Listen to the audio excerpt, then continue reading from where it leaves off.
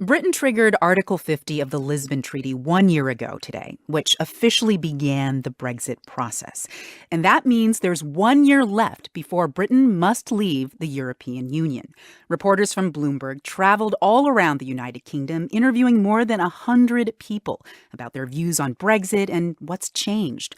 One of those reporters was Charlotte Ryan, who joins us now from London. Welcome. Thanks.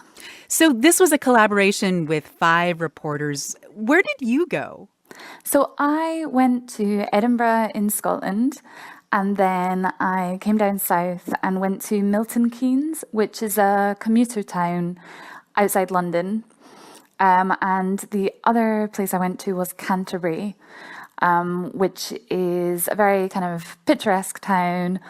A lot of European students. So 3 quite different places.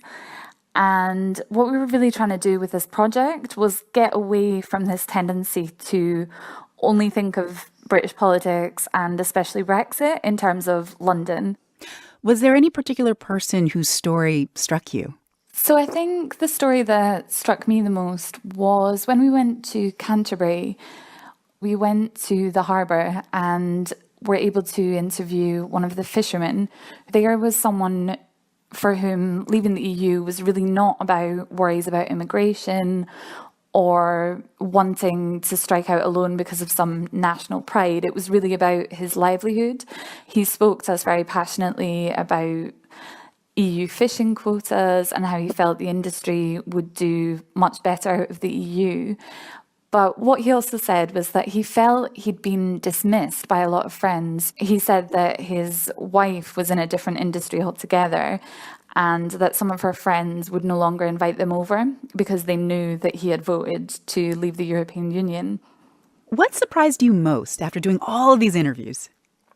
The thing that surprised me most was how little people had changed their minds since the referendum. A lot of people have been saying that voters were misled, they made a mistake. If we had another referendum, it would go the other way. And obviously, I mean, we only spoke to 130 people. We're not saying that this is a statistically significant poll, but what was interesting was that among a range of people, very few had changed their minds in either direction.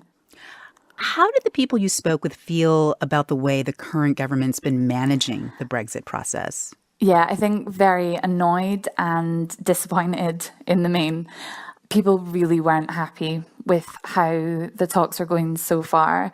And there's a lot of anger that we saw among people towards the current Prime Minister, Theresa May, because of that. She has been seen by a lot of people as quite a weak leader. And what people told us was that they didn't think she was getting us the best deal that the UK could get. So what is left in the Brexit process? What still needs to be done before Brexit can be truly official? So honestly, the answer is most of it. We've got 1 year to go until Britain officially leaves the EU, and we really don't have a sense of what's coming. There's still a lot to be decided in terms of the rights of UK and EU citizens, and also the border in Ireland and how that is going to be handled because part of Ireland is in the European Union. Charlotte Ryan is a reporter for Bloomberg. Thank you very much for joining us. Great, thanks.